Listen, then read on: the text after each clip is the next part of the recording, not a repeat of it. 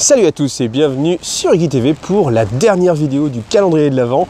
Alors vous voyez, j'ai encore eu une idée, alors je vais dire stupide, pas forcément, mais c'est que j'aime bien changer un petit peu de cadre.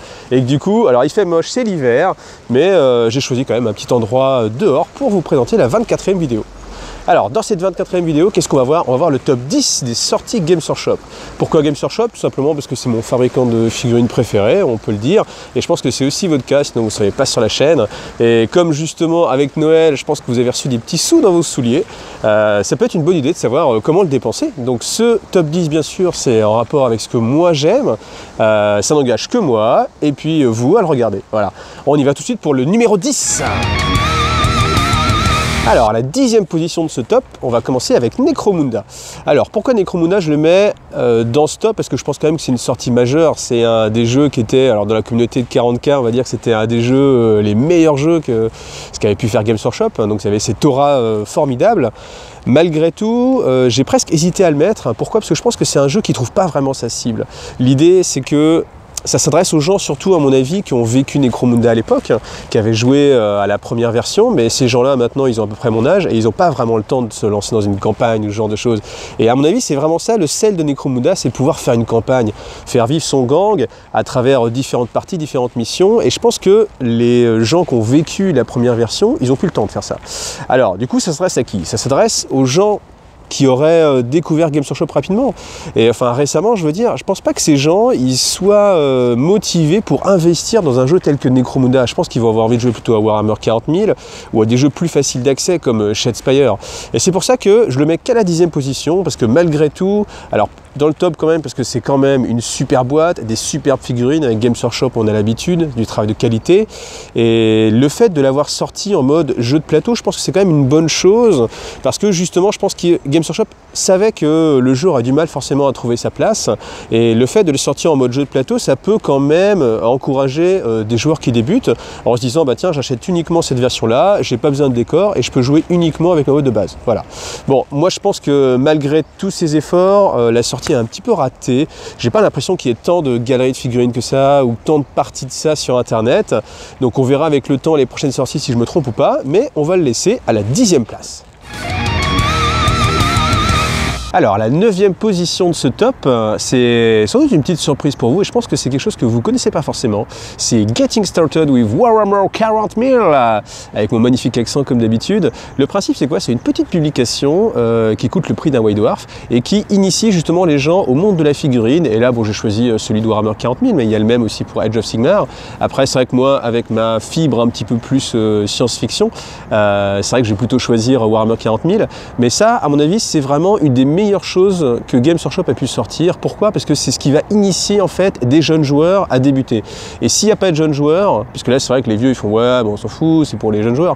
Mais les jeunes joueurs, les mecs, c'est hyper important. Pourquoi? Parce que sinon on va rester qu'entre vieux. Hein. D'ailleurs, j'ai déjà vu des commentaires du style une fois sur un live de, c'était sur un live de Planet Wargame, j'ai vu un gars qui disait mais pourquoi, enfin comment faire pour trouver des jeunes joueurs de Warhammer 40 000? Et ça m'a choqué, ça m'a marqué, je me suis dit mais c'est vrai. Où sont les jeunes joueurs? Autant avant dans des magasins on pouvait voir des jeunes joueurs arriver et dire ouais c'est quoi qui est trop fort, est-ce que Land Raider il poutre, des trucs comme ça. Et ça c'est vrai que c'est un petit peu disparu, donc je pense que Games Workshop a perdu en fait toute la jeunesse qu'elle pouvait avoir. Et ce type de fascicule, pourquoi c'est bien? Moi typiquement je le vois, le petit gars arrive avec sa maman dans un magasin, il trouve les figurines super jolies, sa maman elle fait ouh là là ça coûte bien cher tout ça. Le vendeur il arrive, très compétent, et il lui fait mais madame regardez, prenez ce magnifique Getting Started with Warhammer 40 000.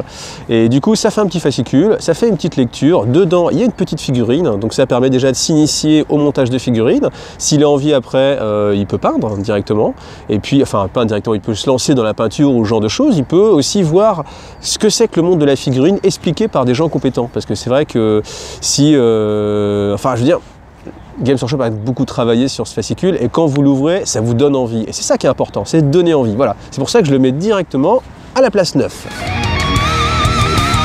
À la 8e place, j'ai décidé de vous mettre Shadow War Armageddon. Alors pourquoi Shadow War Armageddon avant Necromunda? Tout simplement parce qu'au final ça me paraissait une meilleure idée d'utiliser toutes les armées que vous pouvez avoir chez vous et de les introduire dans un petit jeu d'escarmouche. Parce que finalement le but c'est ça, c'est de faire une petite partie d'escarmouche.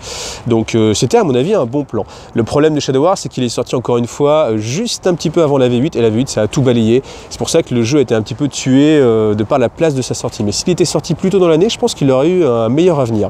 Et deuxième chose sur cette boîte là, c'est les décors. Les décors de Shadow War sont vraiment super, ils sont assez modulables et on a un peu tout ce côté industriel qu'on n'avait pas forcément fait dans le commerce. Donc c'est pour ça que j'ai décidé de mettre ces boîtes à la position 8. Alors la 7e position, là pour le coup c'est vraiment mon petit coup de cœur, là c'est vraiment très personnel, hein. C'est le Codex Tyrannide. Pourquoi le Codex Tyrannide? Parce que les Tyrannides c'est une de mes armées préférées, si ce n'est mon armée préférée depuis pas mal d'années, et j'ai toujours trouvé qu'on avait été un petit peu, pas mis au rebut, mais que les Codex Tyrannides ils suivaient mais qu'ils étaient jamais très intéressants ni en termes de jeu ni en termes d'historique. Et là avec le Codex V8, déjà il y a eu un gros travail sur tout ce qui était historique, avec d'ailleurs le petit passage sur l'Overmind. Donc du coup je vous encourage aussi à aller voir ma vidéo de preview sur le Codex Tyrannide si vous avez envie d'en savoir un peu plus sur l'Overmind. J'espère que c'est quelque chose qui va être réutilisé dans la suite du fluff de Warhammer 40 000. Et c'est vrai que ce codex, moi, il m'a paru très intéressant, il me paraît très intéressant parce qu'il y a beaucoup de choses à exploiter, il y a beaucoup d'unités qui sont enfin jouables, on retrouve surtout la modularité du Carnifex, pas mal de choses, et comme les Tyrannides, j'attendais ça vraiment avec impatience, c'est pour ça que je me suis fait plaisir et je le mets à la position numéro 7. 6e place de ce classement, la Death Guard. Et oui, la Death Guard, pourquoi? Parce que c'est une armée qui est sortie, on va dire, spécialement pour la V8, et ça a été la première armée vraiment personnalisée et faite pour la V8.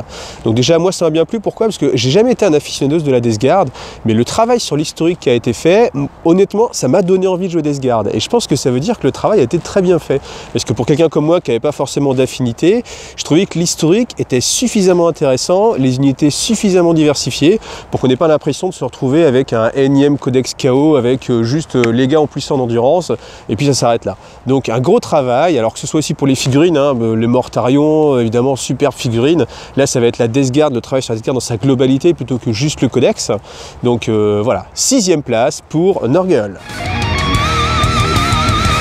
On rentre dans le top 5 et dans le top 5 j'ai choisi de mettre Guerre ouverte. Alors Guerre ouverte, si vous ne connaissez pas, c'est d'un petit paquet de cartes qui a l'air de rien mais qui vous permet tout simplement de faire des parties de 40 000 sur le pouce, c'est-à-dire que vous vous mettez d'accord juste sur l'horaire, pas forcément sur les points ou sur ce que vous allez jouer, et puis tout simplement vous tirez des cartes. Une carte pour le déploiement, une carte pour les objectifs, et puis après vous pouvez aussi vous donner, moi je vous le conseille, des petites cartes bonus, et si vous êtes vraiment chaud et que vous êtes prêt à ce que la partie parte en sucette, vous pouvez jouer les morts subites. Les morts subites, c'est des conditions de victoire instantanée. Genre par exemple, vous avez tué le chef ennemi ou la figurine qui valait le plus de points, hop, la partie prend fin et vous avez gagné. Alors, moi je trouve que c'est très intéressant. Pourquoi? Parce que ça donne une bonne dynamique dans les parties et puis ça évite de tout le temps se lasser un peu puis de rentrer dans le cycle de on fait toujours la même bataille, toujours le même déploiement, toujours en mode jeu égal, ce qui peut être un petit peu lassant si vous avez tendance à faire beaucoup de parties et si vous avez envie de vous amuser sans vous prendre trop la tête avec ah ouais mais attends c'est pas équitable là, ouais ta mission était plus simple que moi, ou alors après vous pouvez le faire mais en mode déconne, genre bah oui t'as gagné parce que ta mission était trop simple, voilà. Guerre ouverte pour moi c'est vraiment un très bon supplément et qui coûte vraiment surtout pas cher et qui peut vous donner vraiment envie de jouer à Warhammer 40 000 et de vous amuser surtout. D'ailleurs je pense qu'on vous le verrez, j'en suis même sûr, dans un prochain rapport de bataille. 4e position, les Primaris, Space Marine. Alors pourquoi les Primaris? Eh bien tout simplement parce que ça fait longtemps qu'on attendait des Space Marines qui est enfin une figurine à la hauteur de ce qu'ils sont censés représenter en termes de règles déjà et en termes de fluff surtout. Parce que au niveau fluff, je pense que la figurine la plus emblématique et le personnage le plus emblématique c'est le Space Marine. Et ce qu'on a toujours connu, enfin récemment, c'est une hausse un petit peu du niveau des figurines, mais les Space Marines étaient toujours un petit peu petits en fait. Et quand vous preniez en fait des cultistes, les cultistes avaient exactement la même taille que les Space Marines. Et c'est pour ça que c'était très intéressant de faire des figurines comme les Primaris qui redonnent un petit peu la première place au Space Marine qui est quand même le porte-étendard de Warhammer 40 000. Donc 4e place pour les Primaris et surtout Roboute Guilliman. Roboute Guilliman, très belle figurine de Primarch que je rajoute comme ça en petit bonus dans le top 4. Et maintenant, on rentre dans le top 3. Donc, troisième position, j'ai choisi de mettre tout ce qui est saga Gathering Storm. Pourquoi Gathering Storm? Parce que c'est justement ce qui a introduit en fait le changement majeur de l'univers de Warhammer 40 000, à savoir la cicatrice Maledictum. Et pour moi, ça a vraiment marqué la nouvelle politique de Games Workshop, à savoir aller de l'avant. C'est vrai qu'on a été pendant des années à se taper l'empereur est sur le point de succomber sur son trône d'or, on ne sait pas ce qui se passe, c'est l'apocalypse, bientôt la 13e croisade noire d'Abaddon, Abaddon est aux portes de l'Imperium, et ça a duré 6, 8, je ne sais pas combien d'années, et à chaque fois, à chaque nouvelle version, j'étais là à me dire, allez, qu'est-ce qui va se passer? Tout de suite, j'étais sur les pages de fluff, et il se passait rien. Et là est arrivé enfin Gathering Storm avec, on y va, Cadia est tombé, l'œil de la terreur s'est ouvert et ça a créé une gigantesque fracture dans la réalité et en avant. C'est-à-dire qu'il y a eu des nouvelles choses qui se sont lancées, alors les Primaris évidemment, même Inid pour les Eldar et les Eldari, tout plein de choses qui redynamisent en fait Warhammer 40 000 et donnent surtout envie de connaître la suite. Et c'est ça qui est intéressant, c'est un peu comme une série. Quand vous regardez les séries, si on vous dit attends, si vous avez que des cliffhangers mais qu'au final ça avance pas, il y a un moment donné, vous n'avez pas forcément envie de continuer l'aventure. Alors qu'avec Gathering Storm, quoi qu'il arrive, on a envie de savoir la suite. Et moi, j'ai vraiment envie, à chaque codex, de lire les quelques petits passages qui vous rajoutent, en fait, et qui avancent un petit peu dans la trame et dans l'historique de Warhammer 40 000. Donc voilà, 3 livres que je vous conseille vraiment de lire, Gathering Storm. Deuxième place de ce top 10 du calendrier de l'Avent, j'ai choisi de mettre Shadespire. Alors pourquoi Shadespire? Eh bien Shadespire pour moi ça a été la sortie la plus, alors je vais dire la plus marquante, la plus innovante en tout cas de chez Games Workshop. Pourquoi? Parce que c'est vrai qu'on a eu l'habitude de beaucoup de petites boîtes de jeux de chez Games Workshop. On a eu Gorshusen, on a eu les gangs de Komorak je crois, on a eu le truc avec les duels d'avion, les duels de chevaliers, enfin plein de petits jeux comme ça qui sont plutôt pas mal mais qui n'ont pas vocation en fait à durer et à rester vraiment dans la communauté. Alors que Shadespire, là pour moi c'est totalement différent et ça se sent surtout en fait par tout le jeu organisé qu'il y aura et qui va y avoir l'année prochaine en 2018 par Games Workshop. Alors si vous regardez un petit peu, je vous ai pris des images, on va avoir des deckbox, on va avoir des cartes personnalisées pour changer un petit peu, toutes les choses qu'on peut trouver en fait dans le jeu organisé sur le jeu de cartes et là on va le retrouver un petit peu sur Magic, enfin sur Magic, vous voyez, je fais le lapsus, mais ça s'inspire. Shadespire, c'est à la croisée des chemins justement entre le jeu de figurines et le jeu de cartes à collectionner. Et pour moi, c'est vraiment très bien joué, parce que si vous aimez les jeux de cartes, eh ben, rien ne vous empêche de clipser, parce qu'on ne parle même pas de monter sur Shadespire, il y a juste à clipser en fait les figurines, on n'est même pas obligé de les peindre, parce qu'elles sont déjà dans des couleurs, des codes couleurs. Donc si vous aimez le jeu de cartes et que vous n'avez pas trop envie de vous lancer dans une armée de Warhammer 40 000 par exemple, et vous dites tiens, les figurines Games Workshop, elles sont quand même très jolies, Shadespire c'est fait pour vous. Si après, à l'inverse, vous êtes un joueur de figurines, que vous aimez un petit peu le côté carte, vous êtes un joueur, mais que vous vous dites bah, j'ai pas envie de me lancer dans un nouveau jeu, etc. C'est un peu compliqué. Pourquoi? Parce que vous avez la notion de peindre une armée complète. Là, l'intérêt avec Shadespire, c'est que vous êtes avec de 3 à 7 figurines, et encore, les 7 figurines, c'est des squelettes, donc ça va vite à peindre. Et surtout, le gros intérêt de Shadespire, c'est le temps de jeu. Le temps de jeu, quand on sait bien jouer, en mode tournoi, on est censé pouvoir faire un aller-retour avec une belle en 1 heure. 1 heure, c'est un temps qui est parfait. Pourquoi? Parce que si vous avez une pause de déjeuner d'1 heure, vous jouez avec votre collègue. Si vous avez un petit moment à caser, c'est très facile de jouer à Shadespire. Vous avez juste besoin de votre deck de cartes, le plateau, qui ne prend pas beaucoup de place, vous n'avez pas besoin de décor non plus, donc c'est ça qui est vraiment bien trouvé. Et je pense qu'on va vraiment être sur un jeu qui s'adresse aux tournoyeurs, parce que à mon avis, l'équilibrage est vraiment très bien pensé. Pour l'instant, alors c'est un peu trop tôt encore pour en parler, mais au niveau équilibrage, je pense que c'est déjà pas mal. Et on a vu, Games Workshop était très réactif sur tout ce qui était fac. Donc dès qu'il y a un petit problème qui apparaît, tout de suite c'est corrigé. Et c'est pour ça que je pense qu'à l'avenir, Shadespire, ça va prendre vraiment une place très très importante. Déjà sur la chaîne, je vais essayer de faire pas mal de Shadespire, déjà pour vous donner envie, faire découvrir le jeu. Alors bien sûr, vous pouvez déjà aller voir les vidéos qui s'appellent Apprendre à jouer. Et puis j'ai aussi fait un Open the Box. Voilà, allez voir parce que vraiment je vous conseille Shadespire. Dans mon cœur, c'est presque le top numéro 1. Mais il est qu'à la 2e position. Parce que qu'est-ce qu'on va avoir en première position ? Bien sûr, vous en doutez, le numéro 1, c'est Warhammer 40 000 V8. Et oui, c'est sans surprise que j'ai mis Warhammer 40 000 V8 à la première place. Pourquoi déjà? Eh bien parce que très honnêtement, vers la fin de la V7, j'étais à peu près 0 partie depuis 6 mois. J'avais plus envie de jouer. J'étais presque à la limite de laisser tomber le jeu, hein. Honnêtement, je me rappelle avoir regardé mes figurines dans les vitrines et puis m'être dit qu'est-ce que je veux en faire en fait de ces figurines. Vous voyez, je pensais même plus à peindre ou quoi que ce soit. Et on a eu droit à Gathering Storm et ensuite la V8. Et là, c'est vrai que j'ai senti la flamme en fait du joueur de figurines adepte de Warhammer 40 000 renaître. Et je pense que j'ai pas été le seul, hein. Il y a une grosse émulation sur la V8 et à raison. C'est pour ça que même d'ailleurs, je pense que j'ai pas mal poussé la chaîne et sans la V8, peut-être que la chaîne ne serait pas ce qu'elle est maintenant. Peut-être que je me serais arrêté ou j'aurais pas eu la motivation. Parce que c'est vrai que les vidéos que j'ai fait comme apprendre à jouer à Warhammer 40 000 V8, c'est des choses où j'ai eu, c'est encore les vidéos où il y a le plus de vues actuellement.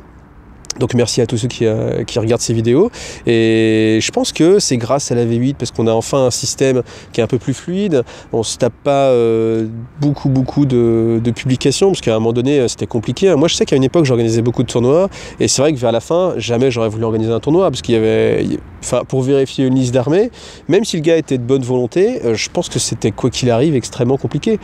Donc voilà, c'est pour ça que je pense que Games Workshop a fait la bonne chose, à savoir changer les règles, faire avancer le fluff, changer les profils, simplifier les véhicules, les faire passer comme des figurines classiques. Alors c'est vrai que ça, on a un petit peu, moi je me rappelle toujours des premières fois où j'étais là en mode ah mais attends mais j'ai pas de ligne de vue avec mon canon laser, ah si non mais oui on s'en fiche maintenant. C'est des petits coups à prendre quand on est vieux joueur, mais au final pour quelqu'un qui débute dans le hobby c'est quand même plus simple, c'est quand même plus logique de se dire toutes les figurines sont gérées de la même façon plutôt que certaines figurines comme ci, d'autres comme ça. Et puis alors le tableau pour toucher. Pourquoi avoir fait un tableau pour toucher alors que c'était en effet si simple, mais pourquoi ne pas y avoir pensé plus tôt au lieu de faire alors 7 moins la CT, ça me donne ma valeur à toucher, pourquoi ne pas directement avoir fait la valeur comme c'est maintenant? Vous voyez, c'est le genre de petits trucs comme ça qui font que Warhammer 40 000 V8 c'est quand même un jeu qui joue beaucoup mieux, où les parties sont plus rapides. Là le temps, j'en ai déjà parlé, mais je pense que c'est quelque chose qui est très important maintenant. On est à une époque où c'est compliqué, hein, vous voyez, ah non j'ai pas le temps de regarder les vidéos, elle fait 10 minutes, il faut que les vidéos elles fassent 5 minutes, ok, ah j'ai pas le temps de faire une partie de Warhammer 40 000, ça dure 3 heures, il faut que les parties elles fassent moins de temps, etc. Warhammer 40 000 V8, ça va dans ce sens-là, et c'est pour ça que je l'ai vraiment mis au top 1, parce que voilà, ça a toujours été mon jeu préféré, et je pense que ça va le rester encore quelques années, surtout avec l'évolution fort sympathique du fluff, le retour des Primark, hein, et je pense qu'on est qu'au début de tout ce qui va sortir. Donc voilà, top 1 sans hésiter, si, avec Shadespire quand même, vous l'avez compris. Top 1 Warhammer 40 000 V8. Et voilà, on est arrivé au bout du calendrier de l'Avent Iggy TV. J'espère que vous avez passé d'agréables moments en ma compagnie, que ces vidéos vous ont plu. En tout cas, moi, ça m'a fait plaisir. Là, je me suis un petit peu amusé, un petit peu dehors, pour changer un petit peu du cadre avec l'appartement qui n'est pas forcément génial. Bon, là, évidemment, on est en plein hiver, hein, donc c'est pas des plus bucoliques. Mais voilà, c'est dans l'idée de changer un petit peu. Et c'est à mon avis, ça allait bien dans le sens du calendrier de l'Avent. Alors, je vous souhaite de joyeuses fêtes, bien évidemment, une bonne année si vous me voyez pas d'ici là. Entre temps, jouez bien, likez les vidéos, je compte sur vous. C'est bientôt Noël, si vous avez des sous en trop, il y a mon Tipeee, ça me permettra d'améliorer mon matos. Et puis surtout, faites-vous plaisir, c'est ça qui est important. Noël, c'est aussi un moment de partage, mais vous pouvez organiser des petites parties entre amis, justement, ça donne l'occasion de voir la famille, de découvrir Shadespire ou ce genre de choses comme ça. C'est pour ça que je vous ai fait le top 10, ça peut vous donner envie de jouer à Guerre ouverte, par exemple. Guerre ouverte, très bon jeu. Donc si vous avez envie, n'hésitez pas à revoir les vidéos qui peuvent être reliées justement à celle-ci. Et puis comme vous le voyez, en 2018, j'essaierai de prendre la résolution de clôturer plus vite mes vidéos et de faire des conclusions un peu plus rapides, un peu plus dynamiques. Les gars, à bientôt!